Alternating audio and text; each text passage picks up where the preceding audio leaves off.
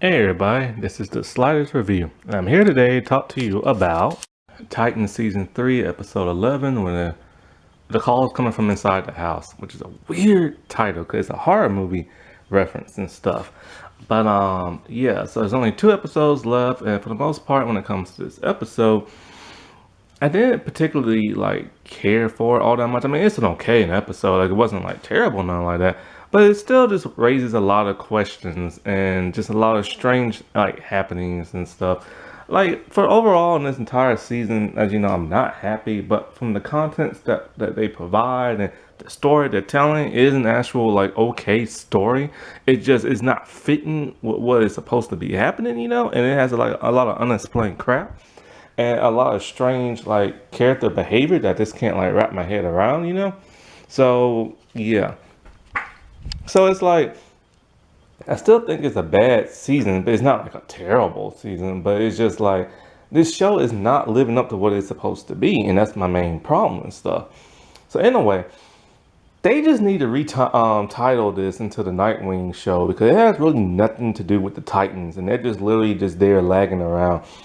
So let me just get into one positive that I did like. I like the backstory of a Starfire about how she was a baby and how it turned out that she stole her sister power via her parents because she was next in line for the throne and she didn't have no powers, so they gave her black fire powers, which is her real name is koriand'r. That's always been a weird name to me, but anyway, that's Blackfire's real name. Um, so she finds out that, and so the way she finds out is kind of interesting. She meets this woman in a store. Like, she's just staggering around town in a cloak because, she has to hide because she's wanted now. And so she sees this one lady with a child at a convenience store and they won't give her what she needs. And the man's all I'll call the cops. And there's some kind of security guard behind him about to pull out his gun and shoot the lady if she doesn't leave. That's a little ridiculous. But this is Gotham City. However, it's because of who the woman is, why the writers wrote the way they did. See, the woman's black, and they're trying to show that black people have a hard time in America, and people are always so quick to draw their guns. This is so true when it comes to law enforcement and stuff like that, and the man was law enforcement. So I do appreciate them showing that. However, when it does come to Starfire and this woman, I did notice that every time they have Starfire interact with a person who is not a Titan, they're always black. In season 1, she interacted with this black bartender type lady or a hotel lady or something like that. Then in season 2, there was her boyfriend and stuff like that, and he's black. Apparently, everybody from the planet is black. And so I assume that some people on that planet would be multi-race or orange, but no, everybody there is black, which is neat. As long as they don't do what that Star Trek The Next Generation did, where they make every person black on the planet, but make them very tribal and stuff, like they're coming from Africa and can barely talk, that will bug the crap out of me. So, and then this season, now she's interacting with another black person as well. And I noticed they always pair her up with black people when she's not with the Titans, and they only do that because the actress who plays Starfire is black. I hate when shows and movies always do that. They did it in Avengers Infinity War, where they kept partnering, what's his name, War Machine and Falcon, only because they're black. And I'm just it was just kind of weird because, Falcon, he was there on Wakanda with Steve, so you'd think he would be hanging out with him because that's his buddy and everything. But they constantly kept pairing him, and not only that, but in Civil War, they kept pairing War Machine and Falcon together only because they are the two black people in the Avengers and stuff. And I remember when Thanos snapped his fingers and Sam got dusted, War Machine's like, hey, yo, Sam, man, you okay? Why didn't he ask when anybody else okay? That's only because they partnered them too, because they black. And they need to stop doing that in movies and TV shows, It's so bugging. So anyway, I did like that backstory with her discovering the truth. And then they decided to give her her actual powers. They was dormant. She got shot in the chest. Everybody's getting shot in this episode. Like she got shot in the chest, and so you think she's gonna die, but then her actual powers kicked in, and they made her levitate, and then and instead of it being more like fire, it was kind of like more like a combustion like blast, almost like it was still flames, but it was kind of not as flamey as normal. Like it wasn't the orange or red flames that we're used to seeing on TV. However, it's still the wrong color. They made it blue. Her powers are green. Like how hard is that to make green flames? I mean, maybe they're worried because behind like a CGI background, it will blend in. Okay, that makes sense. But how often do they use a CGI background on this show? You normally see them use like practical, real like city landscapes and stuff. But I remember there was a show called Legend of the Seeker, and they had green flames down in their afterlife. If they can do green flames, then so can they on Titans. So that's what I liked about that part. Now, the part that I felt kind of weird and interesting at the same time was the stuff between Wonder Girl and Tim Drake. See, Tim Drake, he's out of the hospital now, and he's wandering around, and he sees what appears to be Dick on top of a roof. And then a car or train passes by, and then he's gone. Now, let's put a pin in that for a second, because I know he's fast. I know he has that bat tactical, like moving the shadows type thing. But that's even a little too quick even for him. I'm starting to think Raven has something to do with this. Let's get into her a little bit later. So anyway, after that, he turns around and it's Donna. She finds him and she's wandering around Gotham trying to like find the Titan, stuff like that. Or head back to Wayne Manor. Now, a little nitpicking here. One, how did she change clothes from the last episode? She doesn't live in Gotham. She don't have a house in Gotham. She hasn't hit Wayne Manor yet. So did she steal clothes from a store? Because she can't have money on her. She literally just came back from the dead. And so, and she's been wandering on foot back to Gotham. So how in the world did she pay for new clothes and everything? Second, how in the world did she find Tim Drake? Out of the millions of people in Gotham, how did she manage to find the one person? Oops, my bad. How did she manage to find that one person that she came back from the underworld with, I don't get that. Maybe they're linked because they both came back from the dead. Because Tim did say he feels different now since he came back from the dead. So I'm wondering if they're going to give him some kind of powers. Because last time I checked, that dude don't have no powers in the comics. And so I hope they don't give him powers. He don't need powers. He really doesn't.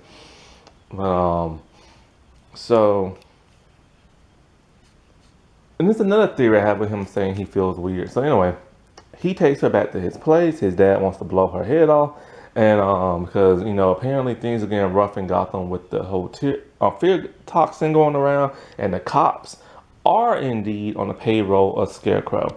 Scarecrow, Mr. Pothead, mama's boy, drinking his mother's milk and stuff like that. Because he has to be breastfed. That weenie of a man, which I will get to later. I still can't believe this man is a master criminal mastermind. Like, what the world were they thinking with that? So, yeah, those cops really are on his payroll. So Barbara is screwed. You know what I'm saying? So then he takes her down to his makeshift bat cave and everything, his headquarters, and his parents are pissed because they found out that he has all this computer stuff and he has pictures of all the Titans and he's been tracking criminals and stuff like that. And and I like the reaction between his mom and the dad being pissed because they're all like, is this the reason why you got shot? Because you're hanging around like these heroes and you're doing this and you're doing that. And then the dad sees like a picture of Wonder Girl. Then he look.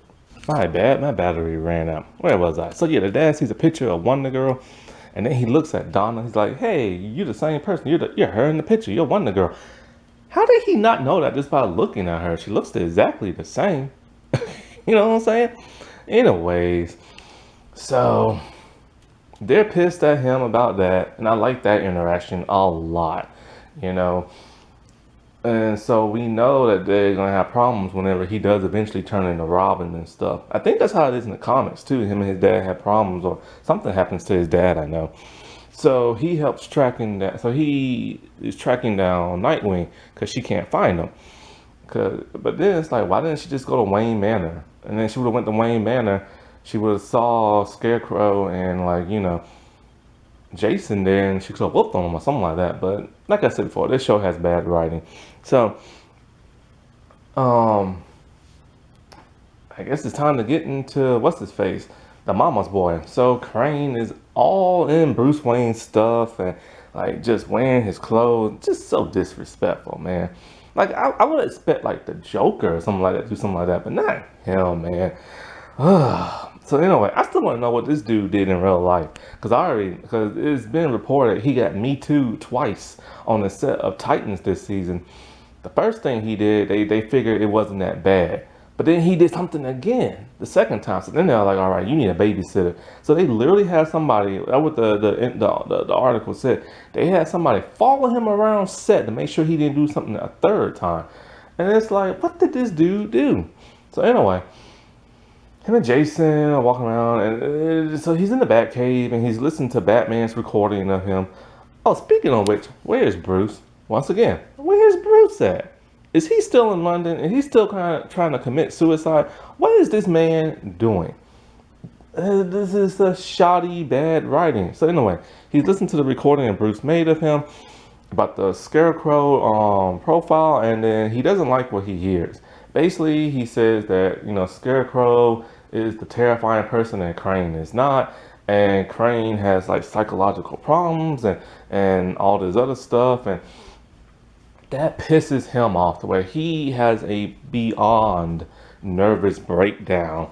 And then so he wakes Jason up, and he calls for pizza just so he can kidnap the pizza delivery guy and torture him and stuff. But then before he can even do that, he freaks out and says he hears something about Bruce Wayne talking about wearing like the real mask, and so he starts cutting and slashing at his own face. And I'm just thinking to myself, why not just wear your Scarecrow mask? Oh no, he can't. Because Bruce Wayne actually respects the Scarecrow mask more than he does, because Scarecrow is in the mama's boy. Oh, and he dances again in this episode. Like, he has no rhythm whatsoever. So, he wants Jason to kill, what's his face, Dick. So, they advertise all over Gotham, and contact. Well, they advertise all over Gotham on the Broadway, so like, have Nightwing meet him at a certain place. So Superboy and Nightwing, they're not gonna go to the mansion, even though Superboy wants to, because Dick tells him that's just an obvious setup, like they're gonna get ambushed and everything. And I'm just thinking to myself, if Bruce Wayne doesn't have no kryptonite in the Batcave or in Wayne Manor, all Superboy has to do is run up about a mile away from the house, scan the entire house, and if he sees it's okay, run in real fast and beat the snot out of them. Which is technically what he kind of says he needs. He tells Dick he has to do. He's faster than Dick, he's stronger than Dick, and then, Dick can't stop him. So when Dick starts to realize that, he goes to like Wayne Enterprises, because I think he's gonna do something from there to shut down like the defenses of like the house or something like that. But of course, Scarecrow is a million steps ahead, and he tells Jason, and Jason talks to Dick on the intercom and tells him, like, I knew you would come here to do this and do that. And so then he tells Dick to meet him someplace so they can finish it. But so Dick, before he does that, he goes and gets some kryptonite from like the vault that's in Wayne Enterprises, and he takes out both Crypto and Superboy with kryptonite dust. It's like sleeping powder. And so I do like the fact that Bruce Wayne is prepared. At least they got that right. You know what I'm saying? When it comes to this Bruce, because everything else they got wrong. And so, because Dick wants to do the whole loner wolf thing again and not take no other member of the Titans. This is why the show needs to be renamed. Stop calling it the Titans. It's not the Titans. And so, and this is literally just the Nightwing show now. And so just call it that, you know. That way a lot of people be happy, because the main reason why I keep complaining is because the Titans aren't doing anything and nobody's acting the way that they should. But I'll complain a whole lot less if they just focus on the person that they've been focusing on already and rename it after that. So he goes and, you know, he finds Jason and he fights Jason, and it's a pretty cool fight and everything, and Jason get his butt whooped again. And so you think Dick is gonna shoot him, but he doesn't. But then all the people start gathering around, because the people are stupid brainwashed fools who think Red Hood is the hero and the Titans are the bad people. After the Titans have been around for so many years and seen them do good, how in the world did they turn on him? Unless they must be affected by that fear toxin that Scarecrow gave them, which means that must have some type of ability to control people's minds. It has to, you know what I'm saying? But they don't explain how it does. So Dick does the most rookiest thing ever. He turns his back on a kid that has a gun pointed at him, because he's going to, you know, to Jason and stuff. So the kid shoots him in the neck, and blood is going like all down his, not so much blood. This is weird. This show's supposed to be all gruesome and stuff, but you think there would be blood spraying out from his neck, but it really wasn't. And so Dick hits the ground. And you get shot in the neck, yeah, 50 chance you're probably gonna die. So Jason is mortified, and he's like, oh no. Oh, now Jason cares. He really planned on killing Dick himself, so it doesn't, like, I don't get it. Oh, I don't get it. Also, this is why Nightwing needs support on his neck, you know, like a full neck like support. Anyway. So now we get to the other people of the show who's barely in this episode, Gar and Rachel. So basically what they've been doing is like trying to figure out what's been going on. She now knows what Jason's been doing. Also, now I'm getting into this whole Rachel thing that's been bugging me. She's acting weird in this episode. She's talking differently. She's acting differently. She's walking differently. This is strange and bizarre, because when she was on Film and Scare, she was acting the way she always does, like a typical bratty teenage girl, and using talking the way she normally does. But ever since Donna came back from the dead, she's been acting differently for some bizarre reason, and she has more control of her powers now. And so apparently Gar, who still doesn't do nothing in this show, apparently he's been doing stuff off screen. He said he's been trying to figure out everything that's been going on, and he found out that Scarecrow has access to a Lazarus pit. How did he find that out? And Dick couldn't find that out, and Bruce Wayne couldn't find that out. Lord have mercy, I have no idea. You'd think the smartest detectives in Gotham and DC would be able to figure that out, and not some random teenager who can like turn into like animals and stuff. But this show has bad writing, like I've said before. So they can't make him do this on screen. He has to do it off screen, because they don't want him to do nothing on this show apparently. So they track down the Lazarus pit through her powers, and she's able to find it. And so as they're there at the Lazarus pit, I don't know exactly what the world they're gonna do with it, unless this Lazarus pit is completely different from what we know in the comics and the cartoon series and stuff. Because it's like, are they gonna use it to, like, is she gonna use it with her powers to, like, I don't know, like, some, like, is it bonded to Jason or something like that? Is she gonna use it to recontrol his mind and make him do right? Is she gonna put him back in the dead? Like, what is she gonna do? Like, there's no, what was the point of the Lazarus pit in this episode? And so, like, when Dick gets shot, she's able to feel that, and she knows that he's in trouble. I can't remember if stuff started shaking or not. I think the Lazarus pit started to react after Dick got shot. So is the Lazarus pit connected to everybody that dies or something like that? I have no idea. And so she's all like, you know, Dick's in trouble. We have to help him. Now, now if you remember in season 1, somehow she is connected to Dick. They never truly explain how. But remember she had those visions of him when his parents died at the circus and stuff. And then she went looking for him. So somehow she is bonded through him. I think she has a crush on him. So she's bonded through like her love of him or something like that. And so if the Lazarus pit is reacting to Dick getting shot, then he must be dead. You know what I'm saying? So of course they're going to use the Lazarus pit to bring Dick back. But why don't Dick just, do what Donna and Tim did? Hop on that train, get off, and then head to the bridge. Oh, the bridge been destroyed. I forgot about that. They're not going to do another death episode. So they're going to use the Lazarus pit. So that's where that comes into play. How it reacted to Dick dying, man, I don't know. But now back to her. When I said Dick was on the roof and Tim saw him and then he left, I'm starting to wonder, is that her? Remember in season 2 when her powers started like activate without her knowing, and they made that fake image of Bruce that brought all the Titans back together after they separated, and Bruce is all like, well, that wasn't me who talked to y'all, and it was Raven the entire time. Still to this day, they never brought that up. Still to this day, the Titan has never tried to figure out what went on with Rachel. They just said, whatever, just go up in the scare and play around over there.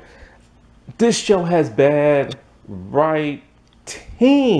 I swear, they never answer the hard questions that they bring up themselves. And then so it ends like that. Now, I will say this. One thing that's been bugging me about Rachel, why do I need to see a 17-year-old girl? That's how old she is in real life. And I looked online. She doesn't turn 18 until April. So she got a couple of months away. Why do I need to see a 17-year-old girl wear a shirt like that shows off her cleavage? It has like that little, them shirts that had like that little window of cleavage?